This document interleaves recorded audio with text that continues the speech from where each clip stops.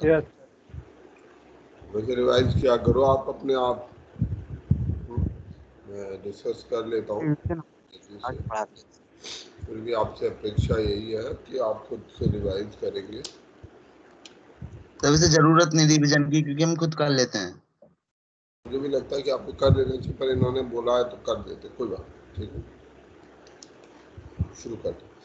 हमने last class में पढ़ा था सोशियो कल्चरल जो सीन था उस समय के जो हालात थे हमारे, क्या हालात थे, आर्थिक, सामाजिक और सांस्कृतिक हालात, जिसने भारत को बदलने में महत्वपूर्ण योगदान दिया।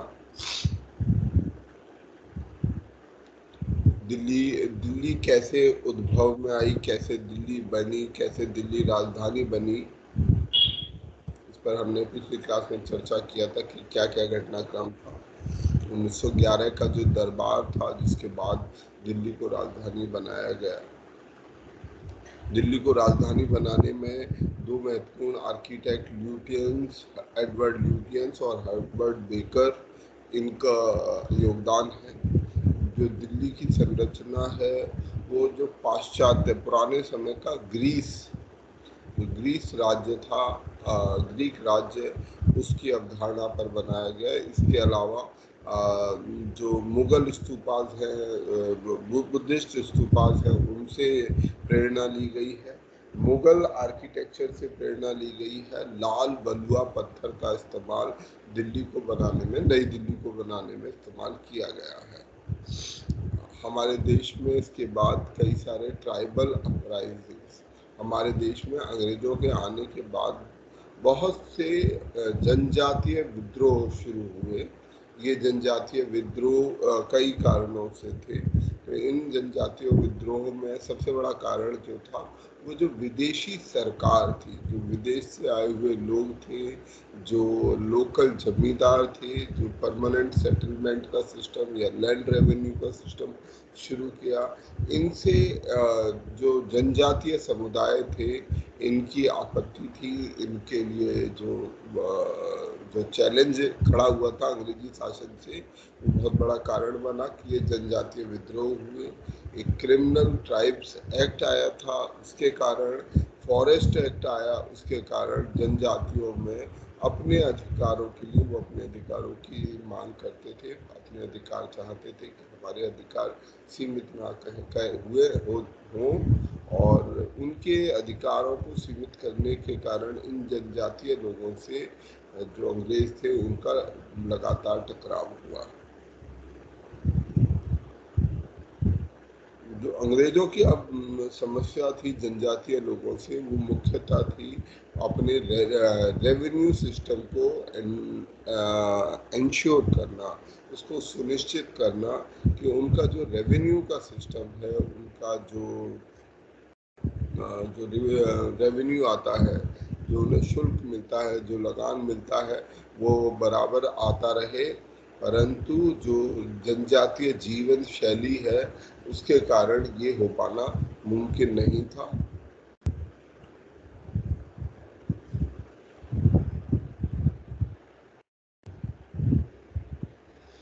और भी कई कारण थे कि इनको विस्थापित किया गया, ट्राइबल लोगों को इनकी जगह पर जहाँ ये रहते थे उन पर कब्जा किया गया, जहाँ पर जैसे विशेष रूप से झारखंड और ऐसे क्षेत्र जहाँ से कोल माइंस या अन्य अयस्क मिलते हैं। एक महत्वपूर्ण जो ट्राइबल रेवोल्यूशन है, ट्राइबल अपराइजिंग है, वो है बिरसा मुंडा द्वारा जो मुंडा मूवमेंट है। इसके अलावा खोंड अपराइजिंग, खोंड विद्रोह सर उसे उलगुलान मूवमेंट कहते थे, उलगुलान। हाँ, उसी को तीन और एक और बिरसा मुंडा, उलगुलान, उसी मूवमेंट को कहते थे। खोंड विद्रोह है, ज्वार विद्रोह है, कोल एंड हो विद्रोह है, कोली विद्रोह है, सतारा विद्रोह, सांथाल विद्रोह, नायक दे विद्रोह, रंपा विद्रोह, भील अपराइजिंग। अपराइजिंग की हिंदी कुछ और होती है क्या? हिंदी में हम कुछ और शब्द इस्तेमाल करते हैं इसके लिए, या विद्रोह ही इस्तेमाल करते हैं? विद्रोह सर, विद्रोह। ठीक है। खोंड विद्रोह, ओरांव विद्रोह, कुकी विद्रोह, चिंचू विद्रोह, कोया विद्रोह। तो ये कोया के भी 3 नाम है, जैसे आपने बताया उल गुलाम, उसी की तरह इसको जो कोया रिवोल्ट है या रामपा विद्रोह या गुडेम हिल विद्रोह, आंध्र प्रदेश की पहाड़ियों में होने वाले ये कुछ प्रमुख विद्रोह हैं जो हमारे जनजातीय लोग, ट्राइबल लोगों द्वारा किए गए। अगर हम सैन्य आम विद्रोह, जन विद्रोह की, सामान्य जन विद्रोह की बात करें तो उनमें हमें जिक्र आता है सन्यासी विद्रोह का, जो सबसे पहले है, जिसका जिक्र हमें आनंद मठ नाम की पुस्तक में मिलता है, आनंद मठ नाम की नॉवल में मिलता है, जो बंकिम चंद्र चटर्जी द्वारा लिखा गया। फिर है वेल्लूर म्यूटिनी, हमारा जो 1857 का विद्रोह है, उससे पहले जो महत्वपूर्ण एक बड़ा विद्रोह था, सैन्य विद्रोह, वो हुआ वेल्लूर में, मद्रास के पास ये शहर था, वहाँ पर वेल्लूर म्यूटिनी हुआ 1806 में। 1857 का जो विद्रोह है, उसके कारणों पर हमने चर्चा की थी कि उसके कारण क्या क्या हैं, और हमने ये समझने की कोशिश की थी कि जब भी हम कारणों की बात करेंगे कि क्या कारण होते हैं किसी विद्रोह के, तो हमें उसकी विवेचना, उसका जो डाइसेक्शन है वो पॉलिटिकल एंगल से करना चाहिए कि क्या राजनीतिक कारण हुए, क्या आर्थिक कारण हुए, क्या सामाजिक कारण हुए, क्या सांस्कृतिक या धार्मिक या एडमिनिस्ट्रेटिव कारण हुए, जैसे इस केस में है। तो पॉलिटिकल कारण जो 1857 के होने के थे, राजनीतिक कारण वे थे सब्सिडरी अलायंस, सबसे महत्वपूर्ण था सब्सिडरी अलायंस, जिसने बहुत से राजाओं को के जो मुक्त राज है, जो पहले जो उनकी वो रियासत और उनका राजपाट होता था, उसको खत्म कर दिया। अब वो केवल एक छोटे से इलाके में या मतलब एक महल तक सीमित रह गए। उनके जो सिक्के छापने के अधिकार, जो सॉवरेनिटी के कुछ मूल अधिकार होते हैं, दूसरे देशों के साथ संबंध बनाए रखने का अधिकार, ये सभी अधिकार उनसे छीन लिए गए। डॉक्ट्रिन ऑफ लैप्स, इसके मतलब सब्सिडरी अलायंस को और ज़्यादा आगे बढ़ाया हमारे लॉर्ड डलहौजी ने, जब वो सन 1848 में भारत में आए थे, और उन्होंने डॉक्ट्रिन ऑफ लैप्स, विलय की जो डॉक्ट्रिन है, विलय की बात की, और तमाम रियासत थी, विलय की नीति, विलय की नीति, उस विलय की नीति के चलते हुए उन्होंने कई छोटी छोटी रियासतों को अंग्रेजी शासन में मिला दिया, और बहुत मामूली से और गैर जरूरी कारणों से ऐसा किया गया। वो भी एक बहुत बड़ा कारण बना हमारी रियासतों में गुस्से का। कुछ रियासतों की जो पेंशन या जो सुविधाएं उनको दी जा रही थी वो बंद कर दी, जैसे पेशवाज के केस में नाना साहेब की पेंशन बंद कर दी गई, जो एक पेशवा डिसेंडेंट थे, पेशवाओं के उत्तराधिकारी थे।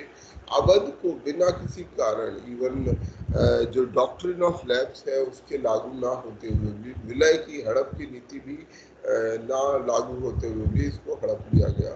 तो ये ऐसे कुछ कारण थे जिन्होंने रियासतों में, राजाओं में, जो लोकल राजा थे उनके भीतर नाराजगी पैदा की।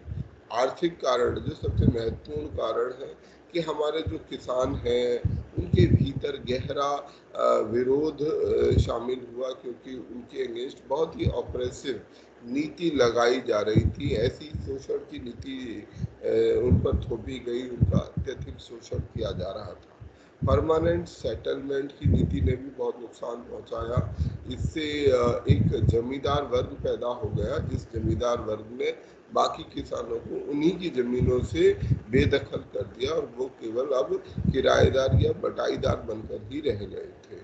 ड्रेन ऑफ वेल्थ की थ्योरी, ये हमारे को दादा भाई नौरोजी और आर.सी. दत्त ने हमें बताया कि ड्रेन ऑफ वेल्थ जो है किस तरह से भारत से हो रहा है। हमारा जो ट्रेडिशनल हैंडीक्राफ्ट इंडस्ट्री है वो धीरे धीरे समाप्त हो गया। तमाम रिलीजियस, धार्मिक और सांस्कृतिक कारण भी रहे जिन्होंने इसमें योगदान दिया, जैसे रिलीजियस डिसेबिलिटी एक्ट, सती प्रथा को खत्म करना, विधवा विवाह को शुरू करना, क्रिश्चियन मिशनरीज द्वारा काम करना, ये सब कुछ कारण थे जिसके कारण ये विद्रोह हुआ। एडमिनिस्ट्रेटिव कारण है, जो सिपाहियों के भीतर गहरा असंतोष व्याप्त था, उनके अपने जो अधिकार या उनकी अपने जो जीवन शैली थी, धार्मिक अधिकार थे, उनका हनन हो रहा था, उनको दूसरे देशों में भेजा जा रहा था, जो सेना थी वहाँ पर रेशियलिज्म, नस्लवाद की नीति को अपनाया जाता था। भारतीय जो सिपाही थे उनके साथ बुरा व्यवहार किया जाता था।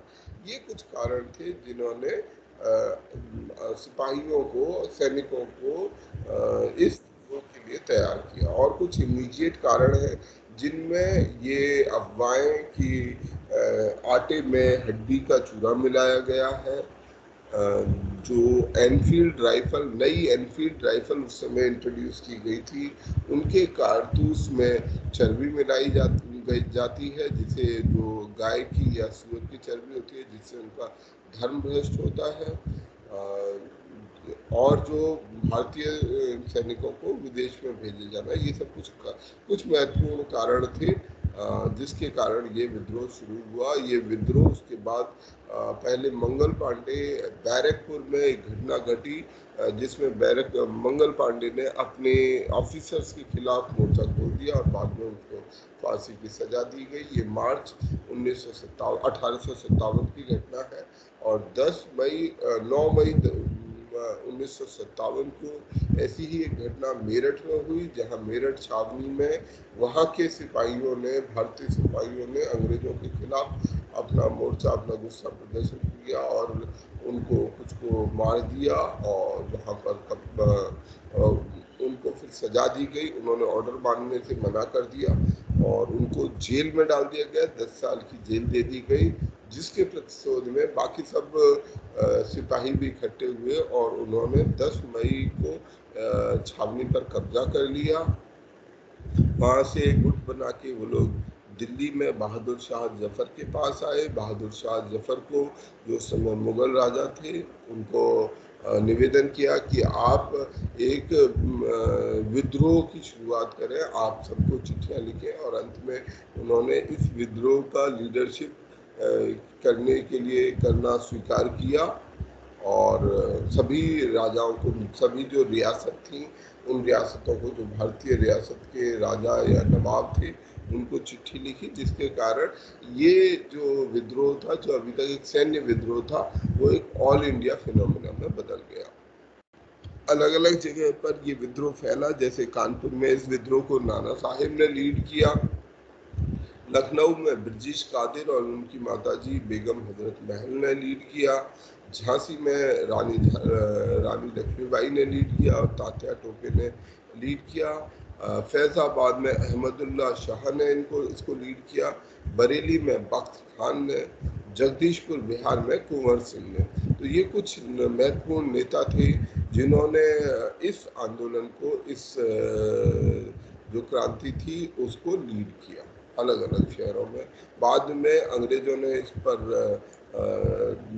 वापस एक एक करके एक एक शहर को कब्जा किया। सितंबर 1857 में दिल्ली पर 4 महीने बाद वापस कब्जा कर लिया गया था। बारी बारी करके लखनऊ मार्च 1858 में कब्जा कर लिया गया, झांसी पर जून 1858 में कब्जा किया गया।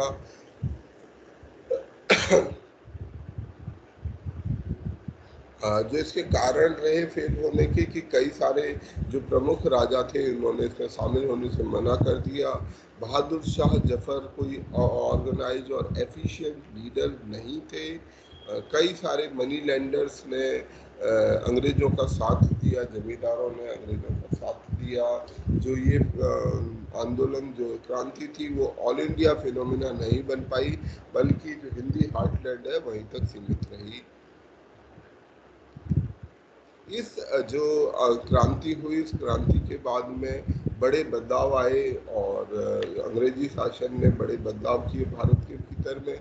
जो सत्ता थी वो अपने हाथों में ले ली, कंपनी का शासन बंद कर दिया गया। गवर्नमेंट ऑफ इंडिया एक्ट 1858 या इसको good governance act for good governance in India ये भी कहा जाता है, इसको नवंबर 1 1858 को शुरू किया। क्राउन ने डायरेक्ट शासन, प्रत्यक्ष शासन शुरू किया। वाइस रॉय का पद क्रिएट किया गया, एग्जीक्यूटिव काउंसिल का पद क्रिएट किया गया, जो डॉक्ट्रिन ऑफ लैब्स थी उसको हटा दिया गया, सभी संधियों को का सम्मान करने की बात की गई, बोर्ड ऑफ कंट्रोल को हटाया गया, सेक्रेटरी ऑफ स्टेट का एक कैबिनेट मिनिस्टर लेवल का पद ब्रिटिश क्राउन के अधीन या ब्रिटिश पार्लियामेंट में शुरू किया गया, जिसे ब्रिटिश पार्लियामेंट में जवाब देना था। सेक्रेटरी ऑफ स्टेट की सलाह देने के लिए इंडिया काउंसिल बनाया गया और जो सिपाही जो भर्ती किए जा रहे थे उनमें भी एक नस्लवादी नीति की शुरुआत की गई। कुछ विशेष क्षेत्रों से ऐसे क्षेत्र जो इस विद्रोह से दूर रहे थे उन क्षेत्रों के लोगों को शामिल किया जाने लगा। अब ये बाकी सारी नीति है, ये आप लोग पढ़ेंगे, ठीक है। अब हम यहाँ से आगे बढ़ते हैं, यहाँ से हम आगे शुरू करते हैं। अब हमारे अंग्रेजों के जब शासन की बात करते हैं तो रियासत बहुत बड़ी भूमिका निभाते हैं। भारत के जो प्रिंसेस थे, जो छोटी छोटी रियासतें थी, छोटी छोटी बड़ी बड़ी भी थी, हैदराबाद एक बड़ी रियासत था, जम्मू कश्मीर बड़ी रियासत था, कई बड़ी रियासतें थी, कई छोटी रियासतें थी। तो इन रियासतों की, इन प्रिंसेस के साथ अंग्रेजों की, क्योंकि ये प्रिंस एक्चुअली में एक समय पर इंडिपेंडेंट रूलर हुआ करते थे, आज़ाद शासक होते थे, परंतु अंग्रेजों ने इनको एक एक करके धीरे धीरे करके अपना जो है इनको अपने अधीन लिया, इनको अपने अधीन बनाया। सबऑर्डिनेट अलायंस की पॉलिसी लागू की गई, बाद में डॉक्ट्रिन ऑफ लैब्स की पॉलिसी भी लागू की गई। तो ये जो रियासतें थी, जो इंडिपेंडेंट रूलर थे, इनके प्रति अंग्रेजों का क्या विचार था, क्या वो इसके बारे में सोचते थे और किस तरीके की नीति उन्होंने अंग्रेजों के प्रति अपनाई। तो इस नीति को ये पुस्तक है विलियम ली वार्नर की, इसमें उन्होंने 4 हिस्सों में बांटा है, 3 हिस्सों में बांटा है, मुख्यतः 3 हिस्सों में बांटा है। जो अंग्रेजों के साथ जो भारतीय राजाओं के साथ अंग्रेजों की नीति थी, उसको एक पहले चरण था जिसे रिंग फेंस की नीति, दूसरे चरण में सबऑर्डिनेट आइसोलेशन की नीति और तीसरे चरण में सबऑर्डिनेट यूनियन की नीति, और एक और चौथा चरण है जिसे फेडरल यूनियन की नीति भी बोला जाता है। पर इस पर लास्ट में हम चर्चा करेंगे ये फेडरल यूनियन की नीति क्या थी। बेसिकली ये इफेक्टिव नहीं हुई, तो मुख्यतः हम इसमें 3 चरण पाते हैं, पर टेक्निकली हमारे पास यहाँ पर 4 चरण, 4 फेजेस हमें दिखाई देते हैं अंग्रेजों की नीति में। तो शुरुआत की जो नीति थी वो नीति कहलाती है रिंग फेंस पॉलिसी या बफर स्टेट पॉलिसी।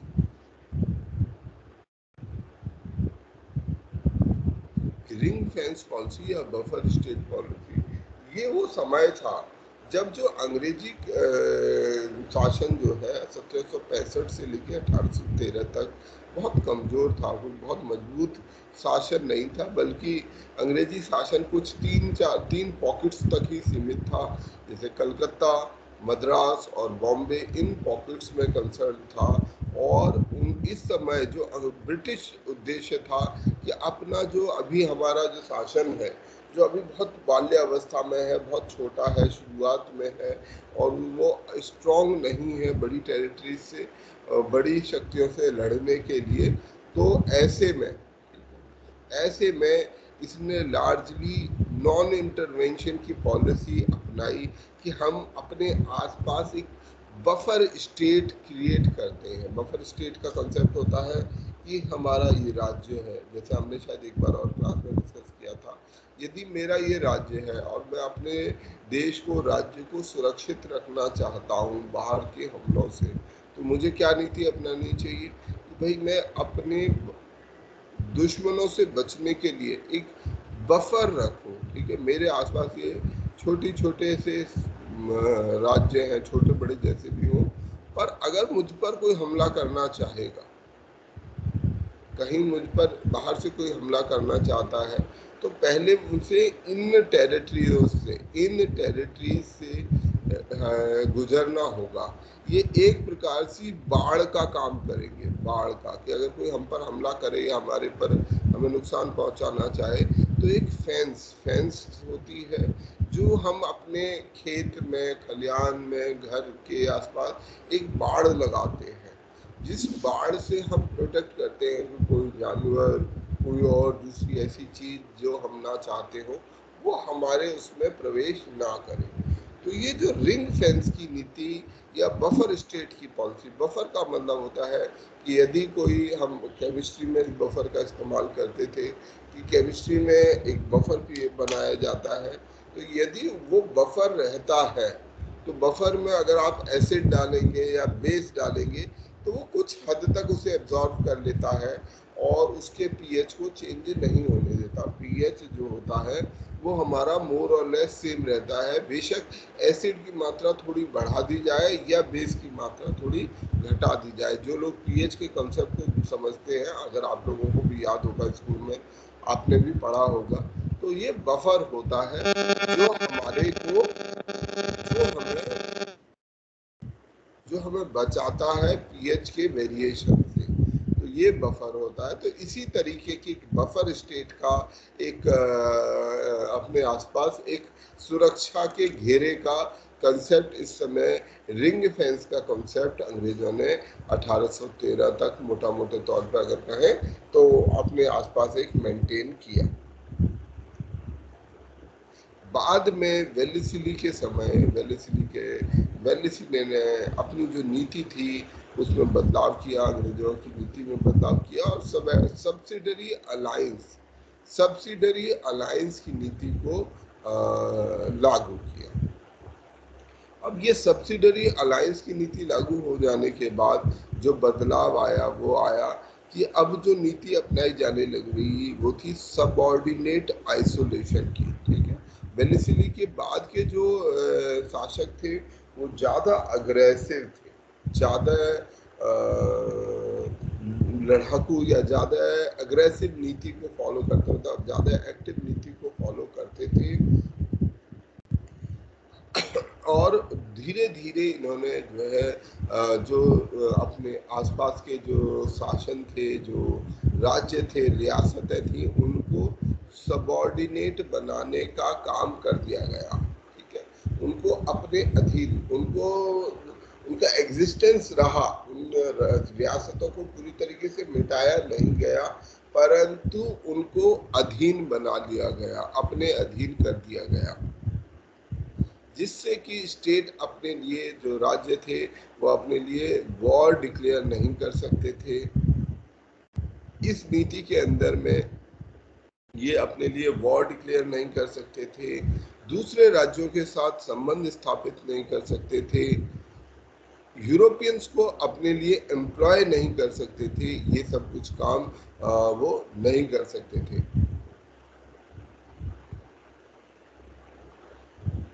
तो इस नीति ने हमारी रियासतों को क्या बना दिया? नंबर 1 सबऑर्डिनेट बना दिया और नंबर 2 आइसोलेट कर दिया गया। ठीक है, ये जो नीति हमने बनाई कि ना तो वो किसी से युद्ध लड़ सकते हैं और ना किसी से संबंध रख सकते हैं, तो ऐसे में ये जो रियासतें बन रही थी, जो रियासतें एग्जिस्ट कर रही थी, तो वो रियासत क्या थी? वो आइसोलेटेड थी, उनको आइसोलेशन में थी, वो किसी के साथ संधि नहीं कर सकती। पहले जैसे कुछ बार हम बहुत सारे जो भारत में शासक थे वो आपस में अपने अपने गठजोड़ बना लेते। मान लीजिए 3 शासन है, जैसे मान लेते हैं ये मैसूर है, ये मराठा है और ये हमारे हैदराबाद है। तो अगर टिपिकली इनको भी देखें तो ये तीनों करते ही रहते थे, कभी ये मराठा और हैदराबाद मिलके मैसूर पर हमला कर देते थे, कभी मैसूर और हैदराबाद मिलके मराठा पर हमला कर। तो इस तरीके के ये अलायंस, या एक और बाहरी शक्ति को बुला लिया, फ्रांस को, हैदराबाद में इंग्लिश को बुला लिया, इस तरीके के अलायंस बनाकर ये एक दूसरे पर हमला करते रहते थे। परंतु इस चीज को अंग्रेजों ने खत्म कर दिया और उनको आइसोलेट कर दिया। उनका ये अधिकार किसी भी दूसरी शक्ति के साथ बिना उनकी सहमति के कोई भी गठजोड़ करने की अनुमति अब उनके पास नहीं रह गई थी। बाद में इस नीति को और डॉक्ट्रिन ऑफ लैब्स में और ज्यादा बदलाव लाए गए। क्रांति के बाद जो हमारी 1857 की क्रांति के बाद जो बदलाव आया, बदलाव ये आया कि जो सबऑर्डिनेट पॉलिसी थी वो तो रही रियासतों के प्रति, पर अब आइसोलेशन की पॉलिसी को हटा दिया गया। आइसोलेशन में अभी भी उनको किसी और शक्ति से बात करने का अधिकार नहीं था, परंतु उनको जो क्वीन की जो रानी ने घोषणा की 1858 के बाद, जिसमें ये कहा गया कि उनके सभी जो अधिकार होंगे वो सुनिश्चित किए जाएंगे, उनके जो प्रिंसली स्टेटस को चेंज किया गया और उनको गवर्नमेंट ऑफ इंडिया, ठीक है, गवर्नमेंट ऑफ इंडिया के साथ बात करने के लिए, उनके साथ अपने अधिकारों के लिए मांगने के लिए, और ब्रिटिश यूनियन, जो उस समय ब्रिटिश यूनियन एक बहुत बड़ी शक्ति बन चुका था, ब्रिटिश यूनियन का एक प्रकार से हिस्सा थियोरेटिकली बता दिया गया, उनको बना दिया गया। तो ये जो पॉलिसी थी, ये पॉलिसी कहलाई सबऑर्डिनेट यूनियन की पॉलिसी। तो पहली पॉलिसी रिंग फेंस की पॉलिसी थी, दूसरी सबऑर्डिनेट आइसोलेशन की पॉलिसी थी, तीसरी सबऑर्डिनेट यूनियन की पॉलिसी थी।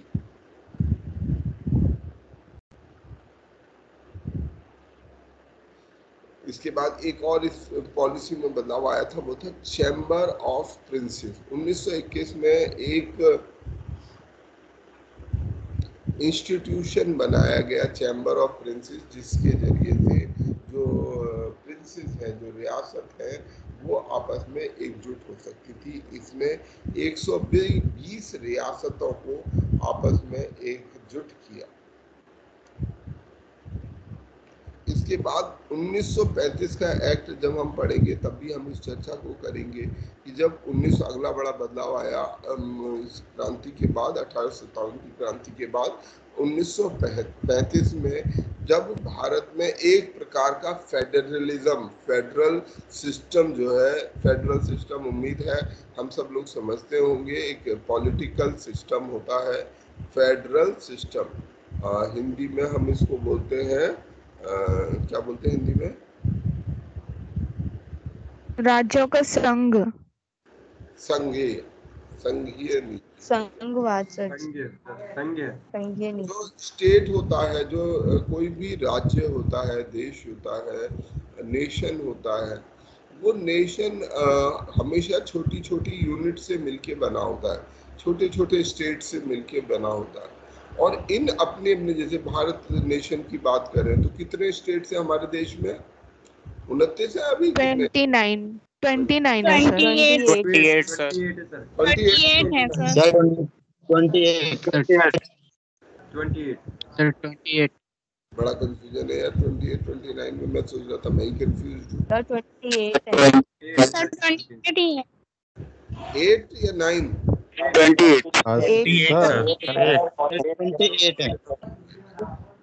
सर 28 ही है, क्योंकि जो जम्मू कश्मीर था ना, उसे स्टेट से हटा दिया है। जी बिल्कुल, मैं सहमत हूँ आपकी बात से। पर एक हमारी ना हिस्टोरिकल मेमोरी होती है, ठीक है, हम सब की ना एक हिस्टोरिकल मेमोरी होती है, और हम अपनी हिस्टोरिकल मेमोरी में एक बार कोई चीज रजिस्टर कर लें तो उसको हटाना बड़ा मुश्किल हो जाता है। वो ये समस्या मेरे साथ भी आती है, और खासतौर में जम्मू कश्मीर के मामले में आती है, क्योंकि हम लोग मतलब जब तक पढ़ते रहे तब तक जम्मू कश्मीर अलग था। और इससे भी आगे अगर मैं कहूँ, मेरे को 27 राज्य याद रहते हैं, मुझे 27 राज्य याद रहते हैं। जब मैं स्कूल और उस समय पढ़ता था तो 27 होते थे। ये जो नंबर है ना, ये नंबर को, क्योंकि ये डायनेमिकली चेंज होता है, बट हमारे दिमाग में, जहन में जो बस जाएगा ना, अगर आप लोगों ने आज 28 याद किया है तो अभी 28 याद रहेगा आपको। इसको 28 से 29 करने में बड़ा जोर लगाना पड़ेगा, या 28 से 27 करने में हमारे दिमाग का एक ट्रेनिंग होती है, कुछ सिस्टम होता है, वहाँ से इरेज होना इतना आसान होता नहीं है। तो मैं मान लेता हूँ कि 28 ही राज्य होंगे, तो ये जैसे हमारे देश में 28 राज्य हैं, तो 28 राज्य अपने आप में एक शक्ति है, अपने आप में उनकी एक ऑटोनॉमी है, ठीक है, अपने आप में वो शक्ति है और हमें उनकी ऑटोनॉमी को, तमिलनाडु की अपनी ऑटोनॉमी है, वो नीट के ऊपर अपनी एक अलग व्यवस्था चाहता है, कई नीतियों में वो चीजें चाहेगा कि अपनी, परंतु वो अलग होते हुए भी, कई चीजों में ऑटोनॉमस होते हुए भी एक बड़े देश का हिस्सा है, ठीक है, एक बड़े देश का, राष्ट्र का हिस्सा है। तो जो राष्ट्र है वो और चीजों से और ब्रॉडर चीजों से डिफाइन होता है, जैसे ज्योग्राफिकल बाउंड्री, कल्चर, कई चीजें हमारी कॉमन है। जैसे तमिलनाडु की बात करें तो तमिलनाडु के साथ हमारी कई चीजें कॉमन हैं, कई चीजें अलग भी हैं, हमारी भाषा अलग है, हमारी खान पान अलग है, पर हमारी ज्योग्राफिकल बाउंड्री सेम है। तो ऐसे में जो राष्ट्र होता है, जो आज के मॉडर्न नेशंस हैं, ठीक है, नए जमाने के जो राष्ट्र हैं, उनमें कई छोटे छोटे यूनिट्स को मिलाकर वो व्यवस्था बनाई जाती है। संवैधानिक रूप से हम उनके अधिकारों को एक्सेप्ट करते हैं कि हाँ ठीक है, ये अलग है, ऑटोनॉमस है, कुछ हद तक हम उनको स्वायत्तता देते हैं। तो ये हमारा नेशन स्टेट का, जो स्टेट्स के साथ हमारा संघ के साथ संबंध है, और ऐसी छोटी छोटी यूनिट्स मिलकर एक बड़ा नेशन बनता है। और नेशन वैसे अपने आप में एक इंडिपेंडेंट भी होता है। तो ये संघीय सिस्टम हमने भारत के केस में सन 1935 के एक्ट के द्वारा भारत में अंग्रेजों ने एक फेडरल सिस्टम को एक्सेप्ट किया, उसको लागू करना एक्सेप्ट किया गया, ठीक है। जो भारत में 1935 का एक्ट आया, उससे ये सिस्टम लागू किया गया, और जिसमें इक्वल फेडरेशन की, कि जितने राज्य होंगे, जितने ये रियासत है, उनको बराबर अधिकार दिया जाएगा। तो परंतु ये चीज थ्योरेटिकली रही, ये जो स्टेट का जो कॉन्सेप्ट जो था, ये लार्जली थ्योरेटिकली रहा। 1935 में बेशक कहा गया, परंतु इसको कभी लागू नहीं किया गया। तो ये हमारे 4 फेजेस हैं हमारी जो ब्रिटिश की जो रियासतों के प्रति कैसी नीति उन्होंने अपनाई। अच्छा, अब हमारे जो मुख्य कुछ वॉइस रॉय हैं, जो 1857 के विद्रोह के बाद कुछ मुख्य वॉइस रॉय हैं, वो हैं लॉर्ड लिटन। लॉर्ड लिटन काफ़ी प्रसिद्ध हुए, कुछ थोड़े बुरे कारणों से ज़्यादा प्रसिद्ध हुए, इनफेमस कारणों से ज़्यादा प्रसिद्ध हुए लॉर्ड लिटन। तो लॉर्ड लिटन का जो शासनकाल है वो 1876 से लेकर 1880 तक रहा, और एक रिएक्शनरी वॉइस रॉय इनको कहा गया।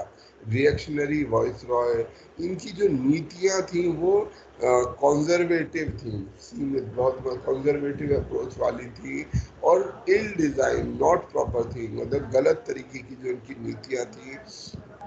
इन नीतियों ने भारत में बड़े बदलाव किए। जैसे इन्होंने जो कुछ मुख्य बदलाव किए, उनमें एक है reduction in age of civil services. उस समय पर जो सिविल सर्विसेज की आयु थी, मैक्सिमम एज वो थी 21 साल। 21 साल उसकी मैक्सिमम एज हुआ करती थी सिविल सर्विसेज, परंतु उन्होंने इसको और घटाकर 19 साल कर दिया। अब इससे क्या दिक्कत होगी? इसका जो उद्देश्य है इस नीति का, ये हमारे भारतीयों को, बेशक अंग्रेजी शासन ने कहा था कि हाँ हम सिविल सर्विसेज में भारतीयों को अलाउ करेंगे,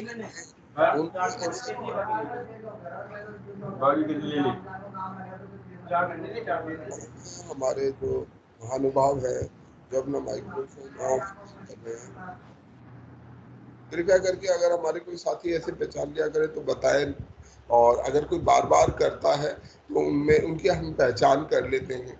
ये हम सबका सामूहिक काम है कि हम उनकी पहचान कर सकते हैं, और आप मुझे अलग से मैसेज भी कर सकते हैं, ताकि ऐसे जो बार बार डिस्टर्ब करने वाले लोग हैं उनको फिर हम डिसेबल कर सकते हैं। वो क्लास नहीं अटेंड कर पाएंगे, उनके राइट्स यहाँ से खत्म हो जाएंगे। तो काइंडली आप लोग जब अपना माइक्रोफोन ऑन करें, क्योंकि ये आपका माइक्रोफोन पूरी क्लास को डिस्टर्ब करने के लिए जिम्मेदार होता है, तो आप जरा इस चीज़ को ध्यान रखें कि अगर आप माइक्रोफोन ऑन कर रहे हैं तो उसे ऑफ करें। और अगर कोई ऐसा है जो जान के ऐसा करता है, मैं मानता हूं कि कुछ निश्चित रूप से हर समय में हमें कुछ ना कुछ ऐसी शक्तियों का भी सामना करना पड़ता है जो थोड़ी सी चीज़ों को डिस्टॉर्ट करना चाहती हैं। तो ऐसी जो लोग हैं, ऐसे स्टूडेंट्स हैं, कुछ स्टूडेंट उनके अंदर एक नेचुरल इंक्लिनेशन होती है डिस्टर्ब करने की, तो कृपया करके इससे बचें, अपने आप को बचाएं, क्योंकि इससे आप अपना भी नुकसान कर रहे हैं, औरों का भी नुकसान कर रहे हैं, और अन्यथा आपके जो अधिकार होंगे उनको सीमित किया जाएगा। वो किसी को भी अच्छा नहीं लगता कि जी हमें डिसेबल कर दिया गया।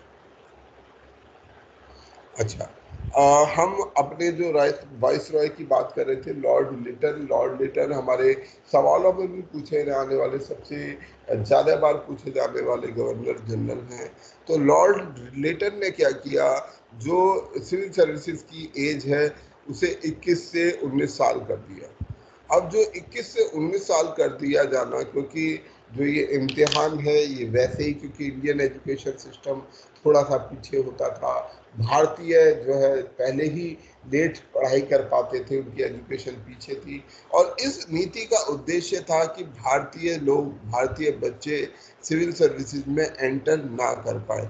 थ्योरेटिकली उन्होंने अलाउ कर रखा था कि सिविल सर्विसेज में भारतीय आ सकते हैं, परंतु उन्होंने ऐसी नीतियां अपना रखी थी कि जिससे भारतीय, जैसे पहले नीति थी कि एग्जाम खाली इंग्लैंड में होगा, अब इंग्लैंड में होगा। उस समय पर इंग्लैंड जाना और एक 19-20 साल के लिए लड़के के लिए जाना तो बहुत ही ज़्यादा मुश्किल था, इतना पैसा होता नहीं था, बहुत ही रेयर लोग होंगे जिनके पास पहले तो इतना पैसा हो और फिर वो काबिलियत हो। तो कई तरीके से जो है उनको डिस्क्वालीफाई किया जाता था। छोटे छोटे जो टेस्ट होते थे, घोड़े चलाना नहीं आता तो डिस्क्वालीफाई किया गया। ऐसे बड़े सारे अजीब अजीब उदाहरण हैं जब अंग्रेजों द्वारा भारतीयों को किसी छोटे बड़े कारण के से डिस्क्वालीफाई किया गया। दूसरा काम इन्होंने किया सिविल सर्विसेज की एज कम करने के बाद, वर्नाकुलर प्रेस एक्ट लेकर आए। वर्नाकुलर प्रेस एक्ट के जरिए से, वर्नाकुलर का मतलब होता है, जो हिंदी वाले छात्र हैं उनके बेनिफिट के लिए बता देता हूँ, क्षेत्रीय भाषाएं, वर्नाकुलर लैंग्वेज, ठीक है। तो इन्होंने क्या किया, एक डिस्क्रिमिनेटरी पॉलिसी लाए क्षेत्रीय अखबारों के प्रति। जो क्षेत्रीय अखबार होते हैं, छोटे छोटे हिंदी के, कन्नड़, तमिल, पंजाबी, तो ऐसे छोटे छोटे अखबार थे, वो अखबारों के ऊपर ऐसी नीति लाई गई जिससे वो काम ना कर सके और उनकी आज़ादी प्रतिबंधित हो। तो उनकी जो आज़ादी, उनकी जो स्वायत्तता थी, उसको सीमित करने का काम किया। तीसरा काम इन्होंने किया, आर्म्स एक्ट लाने का काम। इस आर्म्स एक्ट के द्वारा हथियार को रखने के लिए लाइसेंस रखना अनिवार्य था, परंतु ये नियम यूरोपियंस पर लागू नहीं था। यानी कि इसका इफेक्ट ये था कि जो भारतीय हैं वो हथियार नहीं रख सकते, जो फायर आर्म्स थे उनको नहीं रख सकते थे, परंतु यूरोपियंस रख सकते थे। अगर भारतीय कोई रखना चाहेगा तो उसको उसके लिए लाइसेंस लेना पड़ेगा। तो ये भी एक बड़ी डिस्क्रिमिनेटरी पॉलिसी थी जिसका विरोध किया गया। इसके अलावा इन्होंने अफगान वॉर में भागीदारी ली, एंग्लो अफगान वॉर में, जो भी एक कारण बना, और इसमें भारतीयों का कोई हित नहीं था। ये प्योरली अफगान वॉर क्यों लड़ा गया था? अंग्रेजों के शासन को रूसी शासन से बचाने के लिए, रूस से जो अंग्रेजों को खतरा था, उस खतरे से को डील करने के लिए ये युद्ध लड़ा गया, जिसमें भारतीयों का किसी भी तरीके का कोई रोल नहीं था। इसके अलावा दिल्ली दरबार, दूसरा दिल्ली दरबार इनके समय में, दूसरा या सर पहला था, सर पहला था 1877, दूसरा 1903 और तीसरा 1911 था। हाँ ठीक है, थैंक यू। ये 78 में हुआ था, आई बिलीव, सही कह रहा हूँ ना? नहीं सर 1877 में। 7 में हुआ था, चल ठीक। और तीसरा हमारा 1911 में हुआ था। 3 बार ये दिल्ली दरबार हमारे हुए, ठीक है। ये 3 दिल्ली दरबार में पहला जो दिल्ली दरबार हुआ, दिल्ली में बड़े लेवल पर एक आयोजन किया गया और उसमें काफ़ी पैसा खर्चा किया गया। और ये पैसे का जो खर्च है, जो दिल्ली दरबार आयोजित, ये मेगा आयोजन, मतलब ये जो मेगा इवेंट किया गया, इसमें बड़ा पैसा खर्चा किया गया। और इस पैसे के खर्च को लेकर भारतीयों के बीच में बड़ी आपत्ति थी, भारतीयों में बड़ा रोष था, क्योंकि इसी समय पर भारत के भीतर एक बहुत खतरनाक बड़ा तरीके का अकाल चल रहा था। भारत में लाखों लोग इसी समय पर 77-78 के वर्ष में, 1877-78 में जो है बड़े स्तर पर अकाल चल रहा था। ये जो अकाल था, इस अकाल में लाखों लोग मारे गए, परंतु उसी समय पर जो अंग्रेज थे वो भारतीयों के पैसे से ही शौक मजा कर रहे थे, दिल्ली दरबार आयोजित कर रहे थे। तो इसके कारण भी लॉर्ड लिटन के शासन में काफ़ी क्रिटिसिज्म हुआ। 1877 में ये दिल्ली दरबार आयोजित किया गया। तो ये कुछ ऐसे क्रिटिसिज्म है लॉर्ड लिटन के लिए जिसके लिए हम उसको जानते हैं। और इसके अलावा जो अकाल का मिस हैंडलिंग है, इस अकाल में 1876 से लेके 1878 तक चले इस अकाल में बहुत सारे लोग, इस फैमिन में बहुत सारे लोग मारे गए।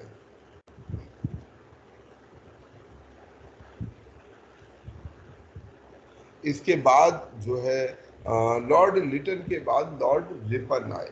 लॉर्ड रिपन एक रिलेटिवली ज़्यादा बैलेंस्ड व्यक्ति थे, ज़्यादा समझदार और ना समझ कहना गलत होगा, परंतु उन्होंने जो लॉर्ड लिटन की नीतियां थी उनमें से कई नीतियों को रिवर्स किया। कई ऐसी सकारात्मक नीति वो भारतीयों के लिए लाए जिसके लिए उनको मतलब जो लिटन द्वारा नीतियां लाई गई थी उनको रिवर्स किया गया। जैसे कि vernacular press act. Vernacular press act की दिक्कत है कि एक डिस्क्रिमिनेटरी एक्ट है। ये इंग्लिश प्रेस और वर्नाकुलर प्रेस में भेद करता है। इंग्लिश प्रेस के लिए आज़ादी है पर क्षेत्रीय प्रेस के लिए आज़ादी नहीं है। तो ये वर्नाकुलर प्रेस एक्ट। दूसरी चीज आर्म्स एक्ट, ये भी डिस्क्रिमिनेटरी एक्ट है कि भारतीयों और यूरोपियंस में डिस्क्रिमिनेट करता है। इनको इसने वापस किया। इसके अलावा इन्होंने लोकल बॉडीज को, जो क्षेत्रीय प्रशासन है, लोकल बॉडीज का जो प्रशासन होता है, लोकल बॉडीज को स्वायत्तता दी और इनको father of Indian local self governance भी कहा जाता है।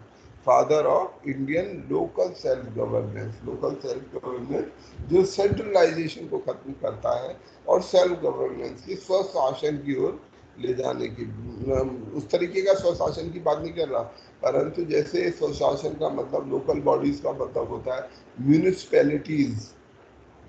जो म्यूनिसिपैलिटीज होती हैं, पंचायतें होती हैं, वो एक local system of self governance है कि हम अपने जो डिसीजन है, हमारे नगर की क्या आवश्यकताएं हैं, वो हम खुद तय करें, बाहर के लोग ना तय करें, बल्कि लोकल सेल्फ गवर्नेंस हो।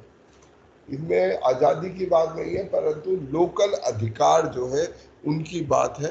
तो लोकल अधिकार हमें प्राप्त हो, ये इन्होंने, इसलिए इनको father of local self governance बोलते हैं। लॉर्ड रिपन को ये आप याद रखिएगा, लिख लीजिएगा। इसके बाद हम इल्बर्ट बिल, अगला जो है एक आया था इनके समय में, इल्बर्ट बिल, ठीक है। तो ये इल्बर्ट बिल के लिए भी फेमस है। इल्बर्ट बिल क्या था? इल्बर्ट बिल एक ऐसा कानून था, इस कानून के तहत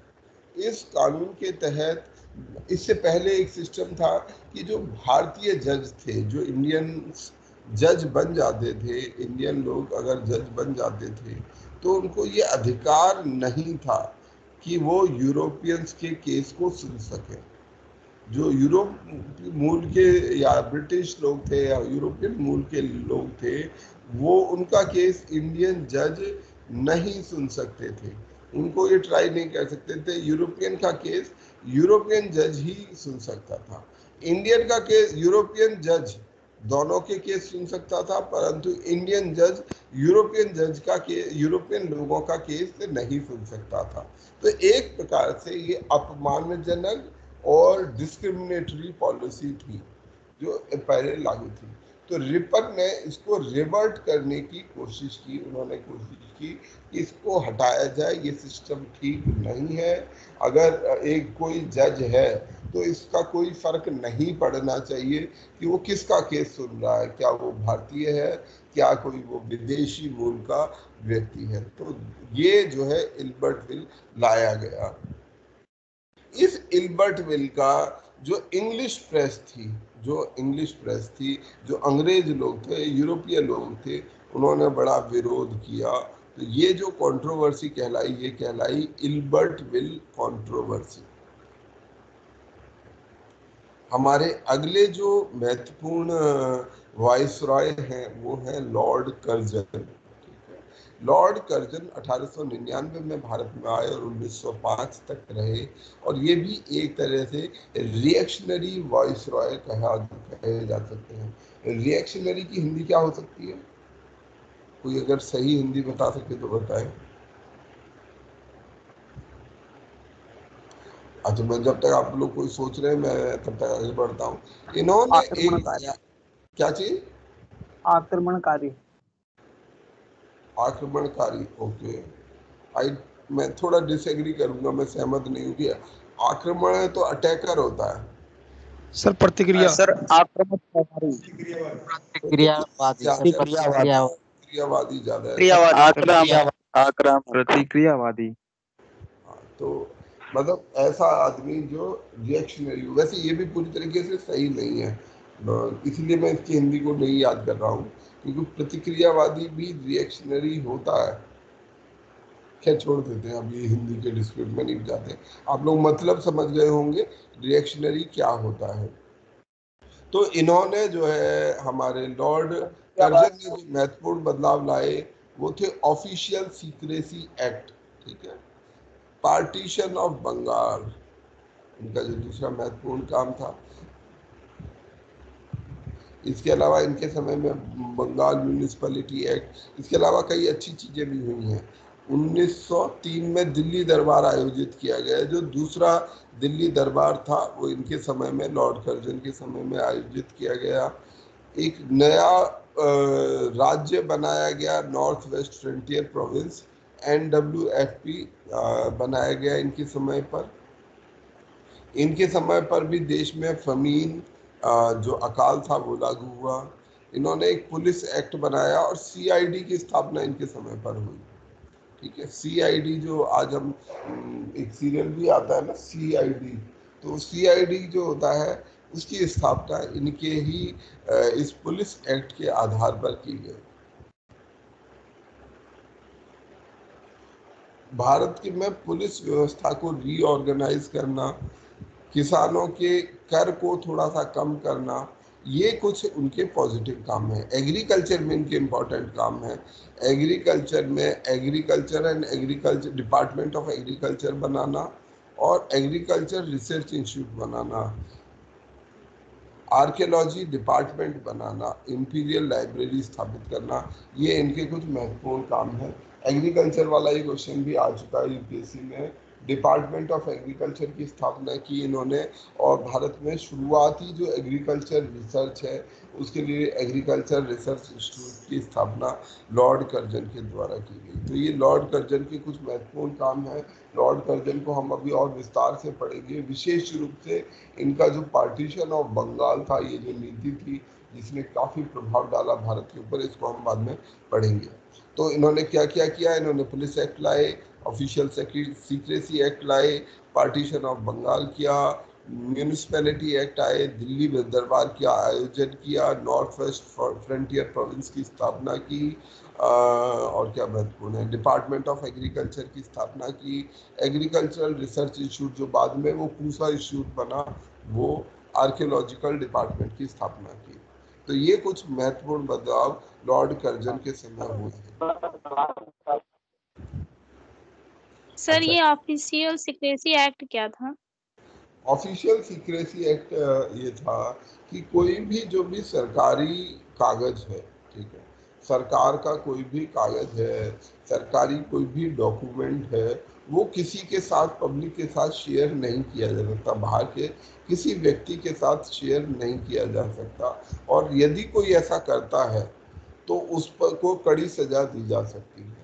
आज भी ये कानून काम करता है, official secrecy act. Official secrecy act के तहत कोई भी अधिकारी, अगर ये साबित हो जाता है कि उसने कोई इंफॉर्मेशन, कोई रिलेवेंट ऑफिस की इंफॉर्मेशन, सरकारी इंफॉर्मेशन बाहर किसी को दी है, तो वो सजा का हकदार हो सकता है, सजा का उस पर केस चलाया जा सकता है। तो ऑफिस का जो भी कानून होगा, ऑफिस सीक्रेट एक्ट भी बोलते हैं इसको, तो ऑफिस सीक्रेट एक्ट के तहत ऑफिस की जितनी चीजें हैं, सरकार के ऑफिस की जितनी चीजें हैं, वो सरकार के उसमें रहेंगी। तो प्रेस पर एक तरीके से ये प्रतिबंध लगा देता है कि अगर प्रेस सरकार की किसी एक्टिविटी को रिपोर्ट करना चाहे तो वो नहीं कर सकता। अब मैंने आपको पर्सनल कैपेसिटी में कोई इंफॉर्मेशन बता दी सरकारी विभाग की, मैंने क्लास में बोलते हुए, आप उसको अगर यूज करेंगे तो that is violation of official secrecy act. अच्छा, इसके बाद अगले, ओके जी, थैंक यू। अगले जो गवर्नर जनरल आए वो थे लॉर्ड हार्डिंग। अगले गवर्नर जनरल हमारे जो है महत्वपूर्ण गवर्नर जनरल वो हैं लॉर्ड हार्डिंग। इन लॉर्ड हार्डिंग ने का शासन 1910 से लेके 1916 तक रहा। इन्होंने जो भारत में बंगाल का पार्टीशन जो लॉर्ड कर्जन के समय शुरू हुआ था, उसको वापस किया, उसको एनलमेंट किया। एनलमेंट मतलब कैंसलेशन या रिवर्सल, रिवर्स किया। फिर इन्होंने 1911 में दिल्ली दरबार की स्थापना हुई, और जिस दिल्ली दरबार का आयोजन किया जिसमें किंग जॉर्ज V ने पहली बार भारत में, राजा ने यहाँ पर आकर अटेंड किया था दिल्ली के अंदर में। राजधानी को कलकत्ता से अब 1911 के बाद दिल्ली में शिफ्ट किया गया, और लॉर्ड हार्डिंग वो गवर्नर हैं जिनके ऊपर बम फेंका गया, परंतु इस बम के अटैक से ये अपने को बच गए। चांदनी चौक में इन पर बम फेंका गया 1912 में, परंतु ये इस अटैक से बच गए। इनके ही समय पर गांधी जी 1915 में जो है साउथ अफ्रीका से लौट कर आए। इन्हीं के समय में होम रूल मूवमेंट की शुरुआत एनी बेसेंट ने की। तो ये इनके समय के कुछ बड़े महत्वपूर्ण काम हैं। परंतु गवर्नर जनरल के काम के लिए, सभी के गवर्नर जनरल्स के जो बेसिक रिकॉर्ड्स हैं उनको याद करने के लिए मैं दोबारा से आप सभी से रिक्वेस्ट करूंगा कि कृपया करके आप जो ये लेसन नंबर 2 है इसको जरूर पढ़ लें, ठीक है। लेसन नंबर 2, उसके अंदर ये जो इंफॉर्मेशन है उसे टेबुलर फॉर्म में लिखा गया है, तो वो टेबुलर 3 है। 3 है, अच्छा 3 है, ये रहा। तो ये लेसन नंबर 3, इस लेसन नंबर 3 में इस इंफॉर्मेशन को, क्योंकि सारी इंफॉर्मेशन पैराग्राफ फॉर्म में देना और याद करना उससे भी मुश्किल हो जाता है याद करना, तो आपको सारे के सारे गवर्नर जनरल एक एक करके, इसमें कोई मिस नहीं होगा, सारे गवर्नर जनरल के जो महत्वपूर्ण काम है उनके द्वारा किए गए वो एक एक यहाँ पर लिखे गए हैं। और ये लिखते समय भी इनमें से ज़्यादातर फैक्ट, ये वो फैक्ट्स हैं जो यूपीएससी ने अभी तक कभी ना कभी पूछे हैं। तो ये बहुत महत्वपूर्ण है गवर्नर जनरल। ये टेबल आपको, टेबल नंबर, ये लेसन नंबर 4 आपको याद करना है, आपको अच्छे से पढ़ लेना है। लेसन नंबर 4 के अलावा ऐसे ही एक इंफॉर्मेशन, कुछ इंफॉर्मेशन लेसन नंबर 7 में दी गई है। मैं आप लोगों को दिखा देता हूं कि वो क्या है। कुछ बेसिक क्रोनोलॉजी है।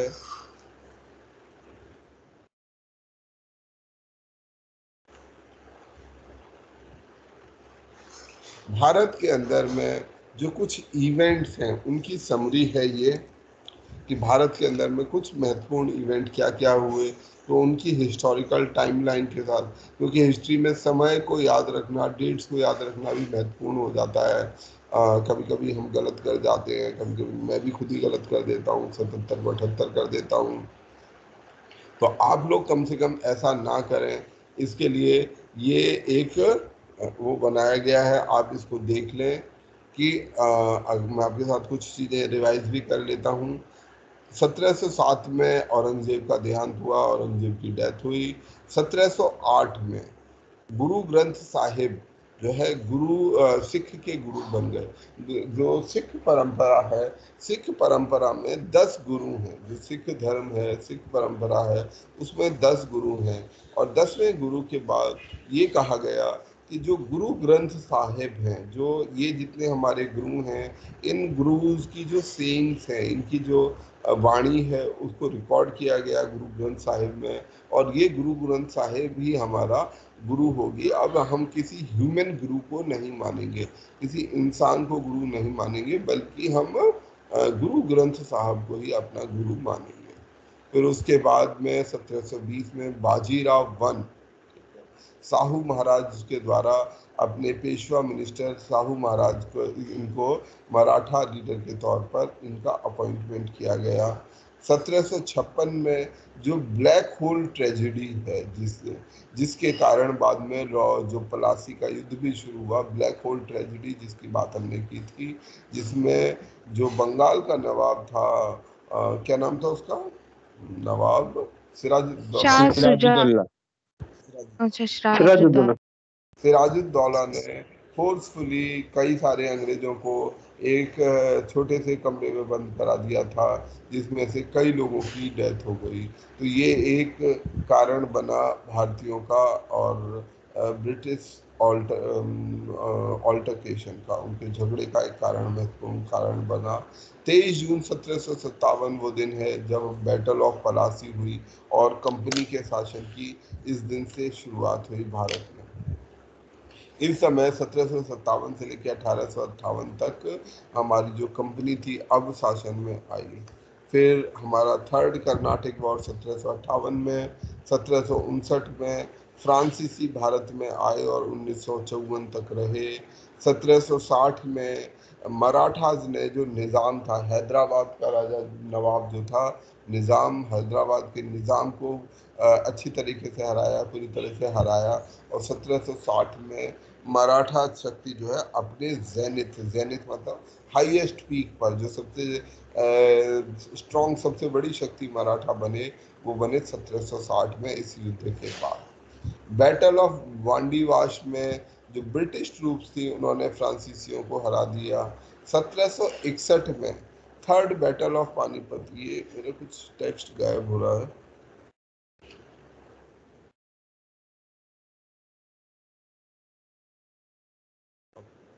ठीक है। 1761 में जो महत्वपूर्ण युद्ध है वो है बैटल ऑफ पानीपत, जिसमें अहमद शाह दुरानी, जो कि अहमद शाह अब्दाली का एक गवर्नर था, उसने लड़ा और साथ में मराठा और मुगल थे। और इस युद्ध में बेशक कोई जीता नहीं, परंतु इस युद्ध ने इनडायरेक्टली अंग्रेजों को अपना शासन स्थापित करने में बहुत सहायता की। 22 अक्टूबर 1764 को बैटल ऑफ बक्सर, जिस युद्ध में जो अंग्रेज थे उन्होंने सामना किया बंगाल की फोर्सेस का, लखनऊ की फोर्सेस का और मुगल फोर्सेस। ये तीनों शक्तियां, मुगल शक्ति, दिल्ली की मुगल शक्ति, अवध की शक्ति और बंगाल की सेना, इन तीनों ने मिलकर अंग्रेजों से युद्ध लड़ा और इसमें अंग्रेजों की जीत हुई और इससे अंग्रेजी शासन की स्थापना शुरू हो गई।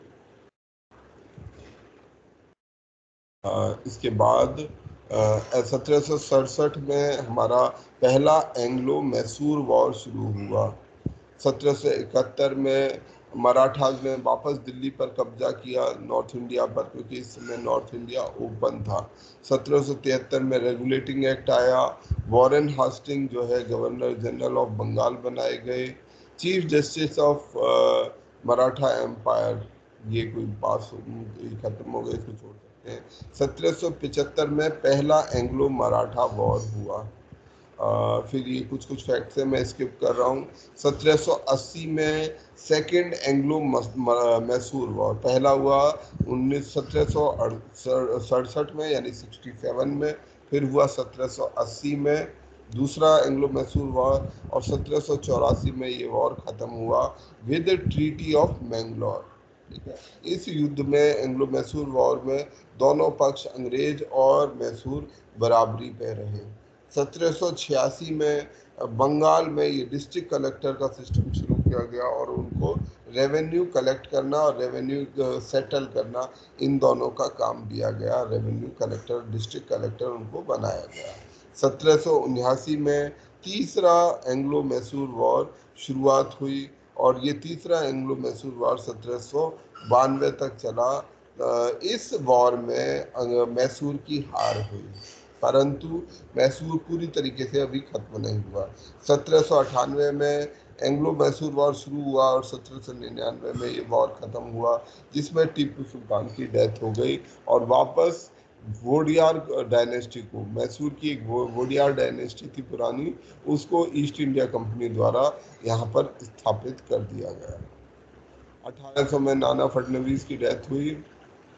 अच्छा, 1801 में रंजीत सिंह ने खालसा रूल की स्थापना की पंजाब के अंदर में।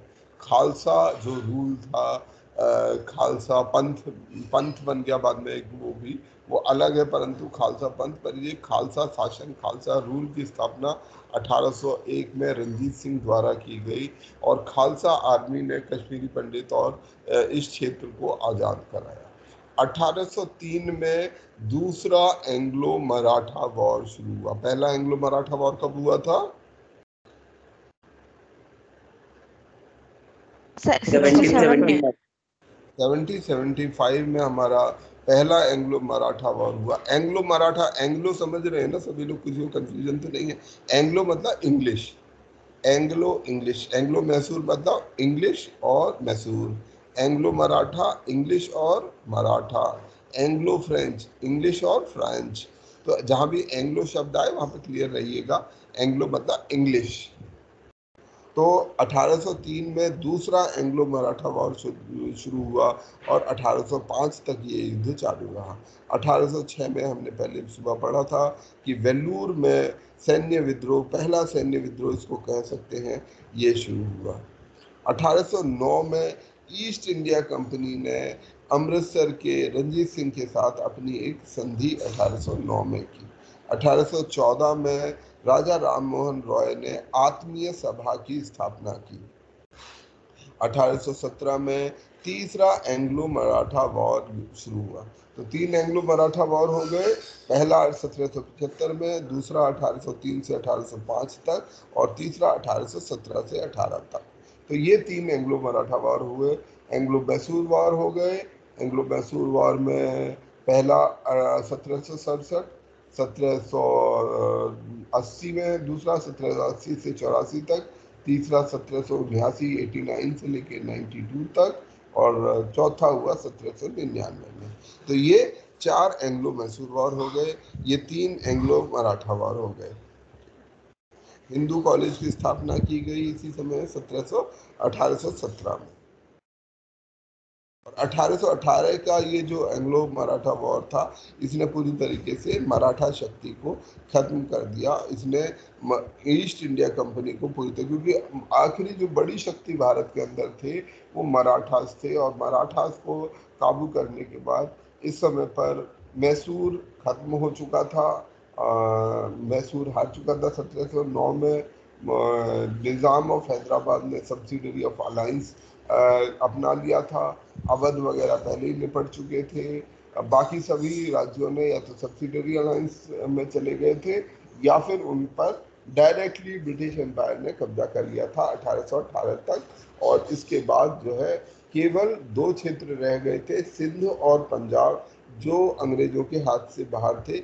नहीं तो पूरा भारत इस 1818 तक आने तक जो है पूरी तरह से अंग्रेजों के हाथ में भारत आ चुका था। 1823 में एंग्लो बर्मीज वॉर शुरू हुआ। ठीक है, बर्मा के साथ 1826 तक बर्मा के साथ युद्ध रहा। ब्रिटिश ने बर्मा पर अपना शासन 1826 में स्थापित किया। कोल अपराइजिंग 1829। एंग्लो अफगान वॉर, पहला एंग्लो अफगान वॉर शुरू हुआ 1839 में। दूसरा पहला एंग्लो सिख वार। अब जो शक्ति बची थी वो बची थी एंग्लो सिख, ठीक है। सिख शक्ति जो हमने पंजाब की शक्ति थी वो बची हुई थी। तो 1845 में अंग्रेजों का सरदार सिख एम्पायर के साथ युद्ध शुरू हुआ 1845 में। 1853 में पोस्ट सर्विस, हाँ 1853 बड़ा इंपॉर्टेंट साल है जिस समय पोस्टल सिस्टम शुरू हुआ, जिस साल रेलवे की स्थापना हुई, और अगर मुझे ठीक याद है तो इसी साल में टेलीग्राफ की भी स्थापना। ये तीनों चीज़ों की स्थापना, रेल की, डाक की और टेलीग्राफ की स्थापना 1853 में हुई। 1855 में संथाल रिबेलियन, ठीक है, संथाल विद्रोह जिसको उलुगन विद्रोह भी कहा जाता है, मुंडा विद्रोह भी कहा जाता है, ये संथाल विद्रोह, ठीक है, ये शुरू किया। फिर इसके बाद 1856 में हिंदू विडो रीमैरिज एक्ट, ठीक है, विधवा विवाह के लिए कानून आया। 1857 में भारत में जो क्रांति है उसकी शुरुआत हुई, और जो आखिरी शासक थे मुगल शासक उनको रंगून भेज दिया गया। 1858 ये भी महत्वपूर्ण है कि भारत में 1858 में ये तीनों यूनिवर्सिटीज़ की स्थापना की गई। University of Mumbai, university of Madras and university of Calcutta, ये तीनों की स्थापना 1858 में की गई। 1858 में रानी की झांसी की भी हार हुई, जो हमारा विद्रोह था 1857 का, उसके बाद से लड़ रही थी। तो फाइनली रानी झांसी लक्ष्मीबाई का भी हार हुई और उनकी डेथ हो गई। 1859 में तात्या टोपे की डेथ हुई। 1862 में कलकत्ता, मद्रास और मुंबई में तीनों जगह पर हाई कोर्ट की स्थापना की गई। सुप्रीम कोर्ट की स्थापना कब हुई थी? 1773 70, ठीक है, 73 या 74, ठीक है, 74 पर ये समझ लेना ये सुप्रीम कोर्ट क्या था, ये जो 1862 में हाई कोर्ट आए ये क्या थे, इन दोनों का रोल क्या था, ठीक। तो अगर सुप्रीम कोर्ट आया तो हाई कोर्ट क्यों नहीं आया? बड़ा ऑब्वियस सा क्वेश्चन बन सकता है कि पहले सुप्रीम कोर्ट पहले आ गया, हाई कोर्ट बाद में आया, ये कैसी विविधता है। तो इसको समझ लेना, इसको एक बार थोड़ा सा पढ़ लेना, भारत में किस तरीके से इन कोर्ट्स की स्थापना हुई। जो लोकल कोर्ट थे, जो भारत में न्याय प्रणाली, वैसे शायद हम पॉलिटी में ये हमें मिल जाएगा, खासतौर पर लक्ष्मीकांत में शायद इसका कहीं मेंशन है भी, तो वहाँ पर भी हम इसको पढ़ सकते हैं कि भारत में ये जो कोर्ट सिस्टम है ये कैसे स्थापित हुआ, ठीक है। 1867 में भारत में प्रार्थना समाज की स्थापना हुई, ठीक है, जो पहले आत्मीय सभा के नाम से जाना जाता था। ज्योतिराव फूले ने सत्य शोधक समाज सोसाइटी की स्थापना की 1873 में। 1875 में आर्य समाज की स्थापना हुई। अलीगढ़ मुस्लिम यूनिवर्सिटी की स्थापना हुई। डेक्कन राइट्स की शुरुआत हुई। 1877 में पहला दिल्ली दरबार आयोजित किया गया, अभी हमने थोड़ी देर पहले इसके ऊपर चर्चा की थी। 1885 में इंडियन नेशनल कांग्रेस की स्थापना हुई, ये अभी हम होपफुली शायद कल पढ़ेंगे। 1891 में एंग्लो मणिपुर वॉर, ठीक है, मणिपुर के साथ युद्ध शुरू हुआ। 1899 में मित्र मेला नाम का संगठन वीडी सावरकर द्वारा बनाया गया और प्लेग कमीशन स्थापित किया गया। ये मित्र मेला इंपॉर्टेंट है, one of the earliest revolutionary organization इसको कह सकते हैं, मतलब पहला एक ऐसा रेवोल्यूशनरी तो एग्जैक्टली नहीं कह सकते, परंतु ऐसा संगठन जो एक्सट्रीमिस्ट मेथड को इस्तेमाल करता था, वो ये मित्र मेला था। फिर अनुशीलन समिति एक और रेवोल्यूशनरी एसोसिएशन है, 1902 में स्थापित हुई। 1803 में ब्रिटिश एक्सपीडिशन टू तिब्बत, बार दूसरा हुआ 1803 में ही। 1904 में यूनिवर्सिटी एक्ट आया। 1905 16 अक्टूबर को पार्टीशन ऑफ बंगाल किया गया। 1906 में जुगांतर, ये भी एक रेवोल्यूशनरी ऑर्गेनाइजेशन जुगांतर था, इसकी स्थापना हुई। 1900 अच्छा यहाँ पर मुस्लिम लीग की स्थापना 1907, यहाँ पे 6 में हुई क्या, ये 30 जनवरी, ये कोई फैक्ट मुझे चेक करके बताओ कि यहाँ पे अक्टूबर 1906 अक्टूबर 1906 में हुआ मुस्लिम लीग का स्थापना। ये याद कर लेते हैं। अच्छा, अभी एक और चीज याद रखेंगे, ठीक है, तो उसकी स्थापना का जो डेट है वो मुस्लिम लीग की स्थापना का जो डेट है वो 1906 है, ठीक है, जो ढाका में, पर बहुत सारे टेक्स्ट में ये 1907 भी मिलता है, 1900 मुस्लिम लीग की स्थापना। तो अगर हम जब सवाल कर रहे हैं, ठीक है, और पेपर में आता है 1906 1907, तब तो हम 1906 लगाएंगे, पर अगर ये चॉइस नहीं दी गई है तो अब हम 1907 को ही एक्सेप्ट करेंगे। ये इतिहासकारों में अलग अलग तरीके के कभी कभी मत होते हैं चीज के डिफाइन करने के लिए, क्योंकि कई चीजों पर इतिहासकार आपस में सहमत नहीं होते हैं। इतिहासकार दो अलग अलग, कुछ लोग मानते हैं इस चीज की शुरुआत एक तारीख को हुई, कुछ लोग कहते हैं कि नहीं नहीं, इस डेट को इसकी शुरुआत नहीं माना जा सकता, एक्स डेट को शुरुआत नहीं मान सकते, वाई डेट को मानना चाहिए, या एक्स चीज को नहीं मानना चाहिए, वाई को मानना चाहिए। तो इतिहासकारों में कभी कभी मतभेद होते हैं, उनमें डिफरेंस ऑफ ओपिनियन होता है। यदि डिफरेंस ऑफ ओपिनियन हो, ठीक है, तो हमें उस डिफरेंस ऑफ ओपिनियन में नहीं जाना होता है। हमारा काम सीधा सा ये होता है कि हम जो सबसे नजदीक हो, राउंडिंग का सिस्टम हम जानते हैं, ठीक है, जैसे गणित में होता है। अब मैं ये कहूं 2.6 और 3, ठीक है, ये दो चॉइस मैंने आपको दी, इसमें कौन सी चॉइस सही है?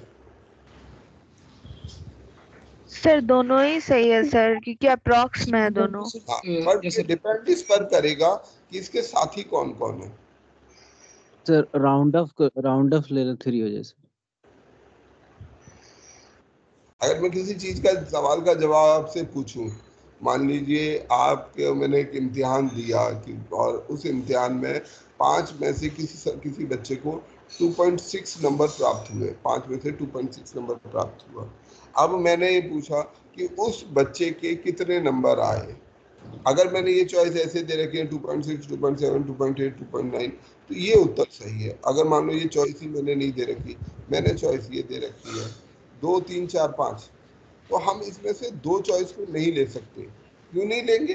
क्योंकि इसका जो राउंडिंग का जो इसका सबसे नजदीक का रिश्तेदार है वो 2 नहीं है, 3 है, तो मुझे सर सही करना होगा। Greater 5 sir. ठीक है ना, बेसिक कंसेप्ट। तो यही कंसेप्ट हिस्ट्री में भी लागू होता है। मतलब हम देखो हिस्ट्री के स्टूडेंट हैं, हम हिस्ट्री के प्रोफेसर नहीं हैं। प्रोफेसर लोग आपस में लड़ाई लड़ते रहें, पर अगर हमें कहीं ऐसा कोई विवादित मामला मिलता है, कहीं कोई ऐसी चीज मिलती है, तो हमें अपनी जो सामान्य बुद्धि है, कॉमन सेंस है, उसका इस्तेमाल करना है, और जो राउंडिंग ऑफ जो सबसे हमें नजदीक लॉजिकल लगे उसको फॉलो करना है। ठीक है, अपना दिमाग नहीं लगाना है कि नहीं नहीं मैंने तो वहां पे 1906 ही पढ़ा था, अब यहाँ 1906 नहीं लिखा हुआ, तो अब ये सवाल ही गलत है। ये चीज नहीं करनी, हमें सवाल से नहीं लड़ना है। हम वो प्रोफेसर नहीं है, हमारा काम सिर्फ अपनी समझ के अनुसार जो इतिहास हमने पढ़ा हुआ है जितना, उसके अनुसार उत्तर देना है। तो मैं एक बहुत ही जेनेरिक चीज पर बात करना चाह रहा था। ठीक, तो ये लेकिन सर की स्थापना 1855 में सर जो हुआ था संथाल विद्रोह, उसको सर हुल विद्रोह कहा जाता है सर। हुल गुलाम तो मुंडा विद्रोह का बोला याद आ गया, वो बाद में हुल और वो मुंडा को कहा जाता है उलगन, है ना, गुलाम कहा गया है सर। सही कह रहे हैं। और इसका समय भी अलग है, मुंडा का समय और संथाल का समय अलग है, और मुंडा और संथाल में कुछ कंफ्यूजन होता रहता है।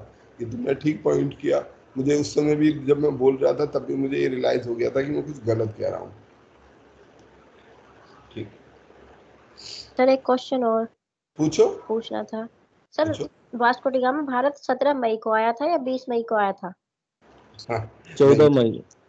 मैं इसका आंसर नहीं 17 मई सर कहीं पर दे रखा 17 मई 1498, कहीं पर 20 मई 1498। 17 मई ही सर इसका सही है। ठीक है, 17 मई, 14 मई, 20 मई।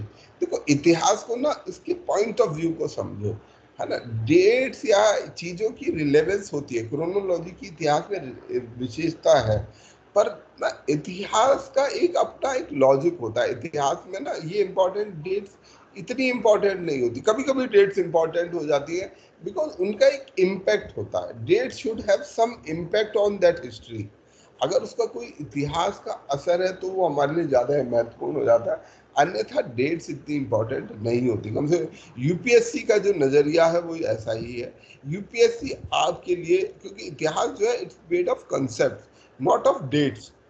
इतिहास में कंसेप्ट इंपॉर्टेंट है, डेट इंपॉर्टेंट नहीं है। डेट मतलब ठीक है, अगर आप वो 20 मई को आया या 17 मई को आया या लेट से 14 मई को भी आ गया। सर वास्को डी गामा कपड़ पर कालीकट के निकट सर 20 मई 1498 ईस्वी को भारत में आया था। माय डियर, मैं वही बोल रहा हूँ। देखो, जब इतिहास के उसमें जाओगे, वास्को डी गामा के बारे में 4 सोर्सेज से हमें इंफॉर्मेशन मिलेगी। अब 4 सोर्सेज में डेट अलग अलग लिखी हुई है। इनफैक्ट कभी कभी डेट को जज करना, किसी ने लिखी 14 मई पर, उस समय कोई ऐसा स्ट्रिक्ट कैलेंडर तो था नहीं, ठीक है, ऐसा कोई सिस्टम तो था नहीं। तो मेरा कहना ये नहीं है, मैं कह रहा हूँ क्यों हम इस डिबेट में ना जाएं, डेट्स के डिबेट में ना फंसे। 1498 हमारे पास मालूम है, मई 1498 में आया था, बहुत हो गया। इससे ज्यादा डेट हमारे लिए महत्वपूर्ण नहीं है। वास्को डी गामा के भारत आने का क्या असर पड़ा, ये महत्वपूर्ण है। वास्को डी गामा अगर भारत आया, वो क्या, अगर मैं ये पूछूं कि वो क्या लेकर आया, उसके आने से क्या क्या प्रभाव पड़ा, वो मेरे लिए इम्पोर्टेंट है। क्योंकि मैंने कोई उसका पहले हैप्पी बर्थडे तो नहीं मनाया। सर ये क्वेश्चन पहले आ चुका और कंट्राडिक्टी हुई थी, तो यूपीएससी ने इसको क्लेरिफाई कर दिया। Vasco da Gama come in India 17 May of 1498 14 May sorry 17 May 1498 को। वो 20 मई जो है वो रॉन्ग आंसर है अकॉर्डिंग टू यूपीएससी। अच्छा, तो भैया देखो, यूपीएससी ने जो बोला है फिर तो वही मान लो, फिर इसमें डिस्कस करने की कोई जरूरत भी नहीं है, डिस्कस करने की भी कोई जरूरत नहीं है। परंतु मैं ये कह रहा हूँ, देखो ऐसे एकाध अपवाद सवाल को छोड़ दोगे तो अच्छा रहेगा। मैंने पहले दिन से सभी को एक बात, बहुत बेसिक बात बताई थी, ठीक है, पहले दिन से मैं एक बात बहुत स्ट्रांगली कही थी, we are here to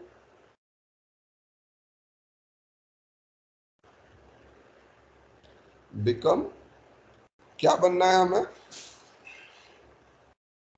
IAS। मतलब हमें स्टूडेंट बनना है, प्रोफेसर नहीं बनना है। मुझे हिस्ट्री का, इतिहासकार का, हिस्ट्री का प्रोफेसर बनना है क्या? अगर मैं हिस्ट्री का प्रोफेसर बनना चाहूंगा तो शायद मेरे लिए 14, 17 और 20 तारीख महत्वपूर्ण होगी। अब यूपीएससी ने कभी पूछ लिया होगा, कुछ यूपीएससी ऐसे सवाल पूछती है, वो यही सोच के पूछती है कि भाई 100 में से 100 नंबर तो किसी को देने नहीं है, 100 में से 50 भी ले आओ, तो 50 क्वेश्चन तो वो अपने आप ही आपके लिए छोड़ देती है कि 50 तो गलत करके आओ। इतनी तो अपेक्षा वो आपसे रखती है कि 40-45 क्वेश्चन तो आपने गलत करने ही है।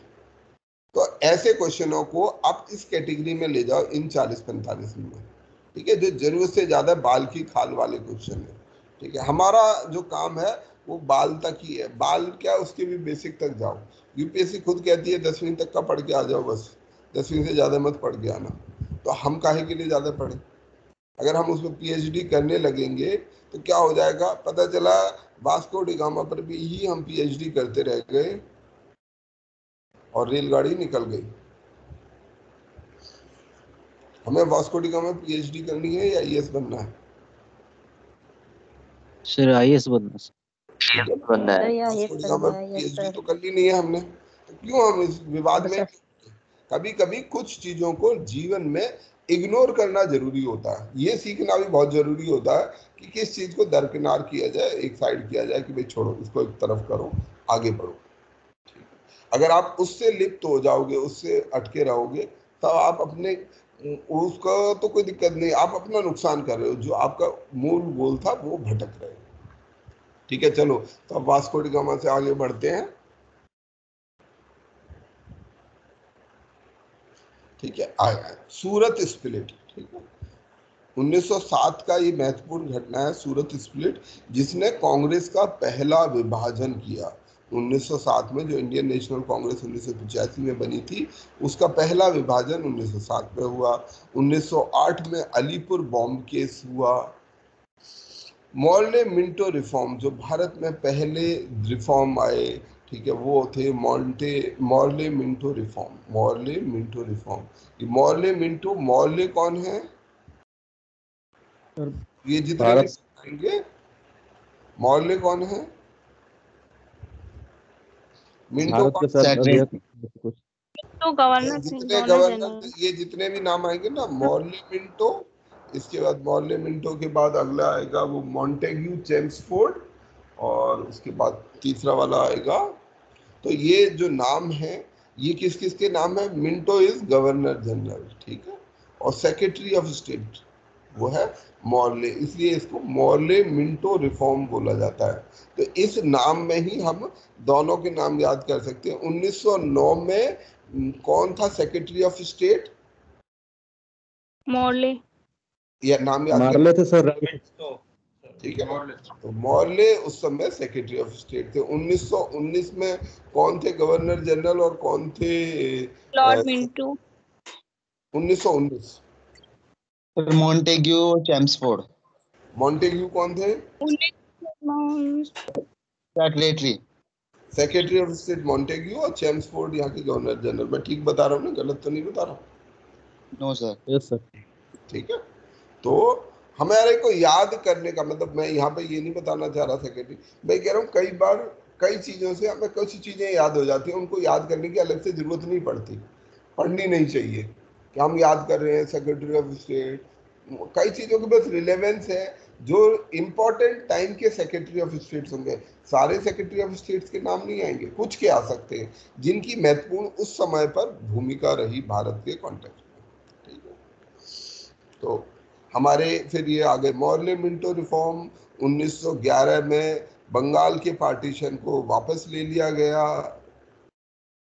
फिर दिल्ली दरबार तीसरी बार 1911 में आयोजित किया गया। भारत को उनकी राजधानी कलकत्ता से दिल्ली स्थापित कर दी गई 12 दिसंबर 1911 को। 1912 में दिल्ली कॉन्स्पिरेसी केस हुआ, जिसमें लॉर्ड हार्डिंग पर बम फेंका गया। 1913 में गदर पार्टी की स्थापना की, जिस गदर पार्टी ने हमारा जो वर्ल्ड वॉर 1 था, उससे पहले वर्ल्ड वॉर 1 का इस्तेमाल करके ये कोशिश की कि हम जो है यहाँ पर वो करेंगे, रिवॉल्यूशन लाएंगे, क्रांति लाएंगे, गदर लाएंगे। नोबेल प्राइज जो है रविंद्रनाथ टैगोर को 1913 में मिला। किसके लिए मिला है रविंद्रनाथ टैगोर को नोबेल प्राइज? गीतांजलि। साहित्य के लिए। ये किसी को ना पता हो तो प्लीज आप नोट कर लो। गीतांजलि जो किताब है उनकी, उसके लिए उनको नोबेल प्राइज मिला, ठीक है। 1914 में हिंदू जर्मन कॉन्स्पिरेसी 1914 में हुई। हिंदू जर्मन कॉन्स्पिरेसी में ये गदर पार्टी का रोल था, गदर कॉन्स्पिरेसी। काबुल में एक इंडिपेंडेंट गवर्नमेंट। महात्मा गांधी 1915 में लौट कर आए। 1916 में लखनऊ पैक्ट हुआ। यहाँ से आगे का हिस्सा हम बाद में पढ़ लेंगे, या इसको थोड़ा सा और है, इसे कर लेते हैं जहाँ तक हम कर सकेंगे। बाकी का हिस्सा हम आप लोग खुद पढ़ेंगे, और मैं बाद में जब हम क्लास ये चैप्टर्स को कंप्लीट करेंगे तो मैं एक बार दोबारा से फिर आपके साथ डिस्कस कर लूँगा। ये जो टेबल्स हैं, ये टेबल हमें रिवीजन के लिए बहुत हेल्पफुल है, रिवाइज करने के लिए, क्विक रिवीजन के लिए हमारे को बहुत मददगार साबित होती है। 1916 में लखनऊ पैक्ट लाया गया। 1917 में चंपारण सत्याग्रह महात्मा गांधी द्वारा शुरू किया गया। जस्टिस पार्टी की स्थापना हुई 1917 में। 1918 में खेड़ा सत्याग्रह शुरू हुआ। जलियांवाला कांड 1919 में हुआ। मॉन्टेग्यू चेम्सफोर्ड रिफॉर्म 1919 में। रोलेट एक्ट 1919 में। ये 1919 हमारे लिए बहुत महत्वपूर्ण वर्ष रहा, जब कई महत्वपूर्ण घटनाएं भारत में घटी। जब हमारा विश्व युद्ध खत्म हुआ, उसके बाद की जो घटनाक्रम है, उस घटनाक्रम में जलियांवाला बाग कांड हुआ, मॉन्टेग्यू चेम्स रिफॉर्म इसी वर्ष आए थे, और रोलेट एक्ट की स्थापना इसके बाद की गई, जो अपने आप में एक अब बड़ा अपमानजनक डिस्क्रिमिनेटरी कानून था भारतीयों के लिए। 1920 में इसी के विरुद्ध नॉन कॉपरेशन मूवमेंट असहयोग आंदोलन की शुरुआत की गई गांधी जी द्वारा। खिलाफत आंदोलन इसी समय पे 7 में शुरू हुआ।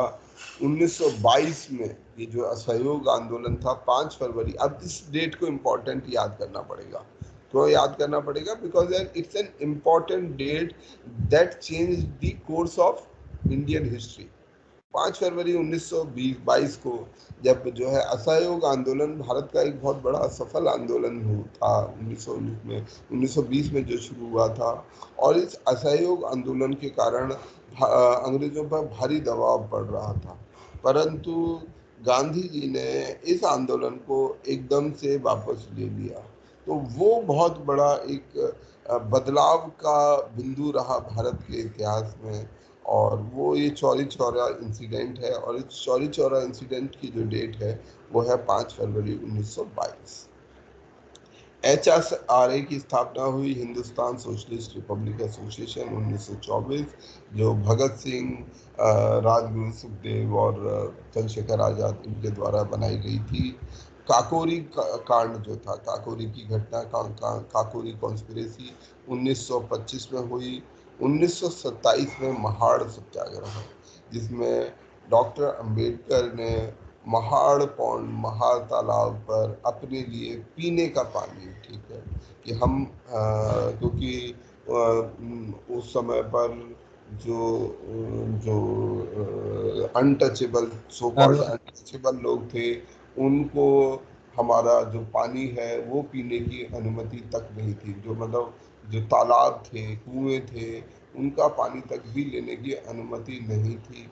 और ये बहुत बड़ा कारण था जिससे मतलब ये बहुत बड़ा एक तो इनह्यूमैनिटी का काम है ये, कि आप पानी जैसी बेसिक फंडामेंटल चीज़ भी एक समुदाय दूसरे समुदाय को ना लेने दे, पर वो उस समय मौजूद था ये सिस्टम।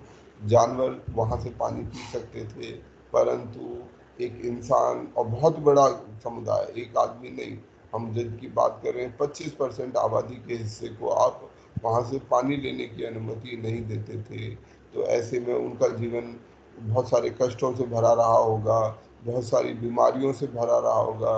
वो फोर्स थे दूषित पानी पीने के लिए, पानी इकट्ठा करने के लिए बहुत मेहनत, कहीं दूर दूर जाना होता होगा। तो ऐसे समय पर डॉक्टर BR अम्बेडकर ने एक बड़े आंदोलन की शुरुआत की, और जिसमें उन्होंने दलितों के अधिकार, जो आज जिनको हम दलित बोलते हैं, अनटचेबल, अछूत, बेसिकली जिनको हमने समाज के सभी दायरे से, और हम किसी छोटी आबादी की बात नहीं कर रहे हैं, देश की 1/4 आबादी की बात कर रहे हैं। देश का 25% हिस्सा ऐसा है, आज भी बहुत हद तक वो हिस्सा ऐसा है जिसको समाज के हाशिए पर रखा गया है, समाज की मुख्य धारा से आज भी वो दूर है। हर जो भी मेजर फील्ड है, चाहे हमारा एजुकेशन का सेक्टर है, मीडिया है, मूवीज़ हैं, कुछ पॉलिटिक्स है, किसी भी क्षेत्र की अगर हम बात करें तो वहाँ वो आज सभी से, आज भी वो 25% हिस्सा बाहर है।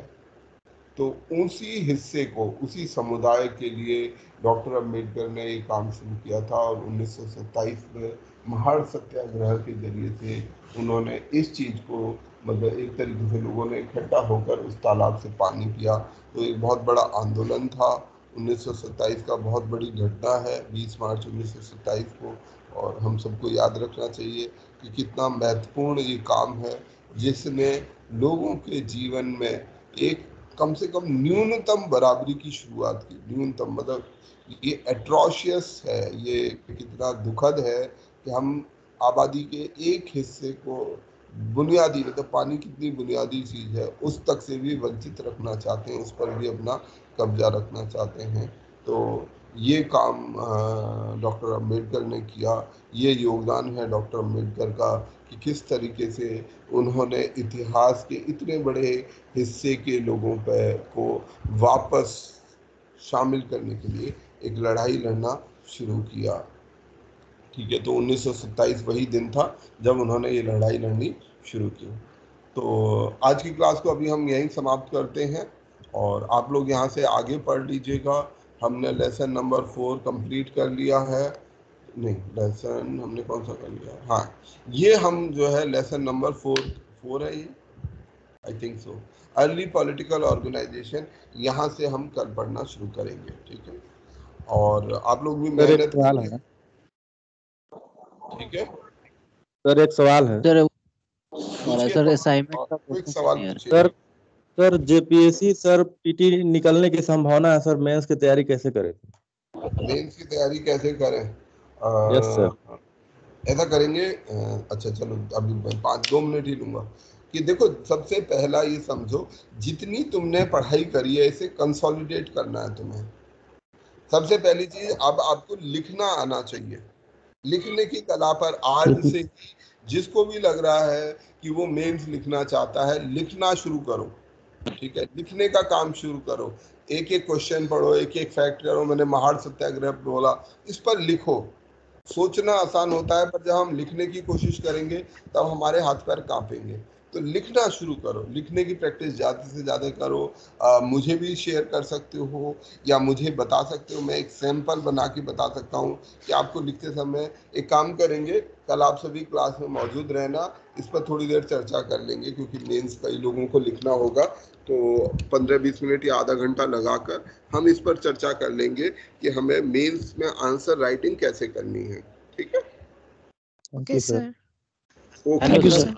Thank you so much. कितना क्वेश्चन करेक्ट हो रहा है भाई? Have a good day. Sir question डालते हैं इसको। Thank you sir. अभी सर, मैं क्वेश्चन बंद नहीं करूंगा यार, मैं भागूंगा, ठीक है? ओके, तुम क्वेश्चन शनिवार इतवार को पूछा करो। Thank you sir.